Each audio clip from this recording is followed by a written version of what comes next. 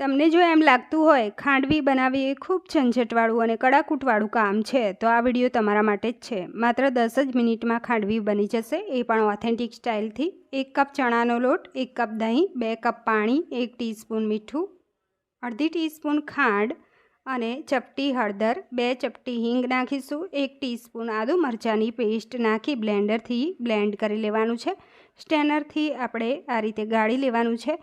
હવે gas on કરીને કુકરની અંદર કાંઠીલો ગોઠવવાનો, 1.5 ગ્લાસ પાણી નાખવાનું, એમાં તપેલી ગોઠવી તપેલીનું ઢાંકણ ઢાંકવાનું અને પછી કુકરનું ઢાંકણ ઢાંકી હાઈ ફ્લેમ ઉપર 7-8 વિસલ પાડી લીધી।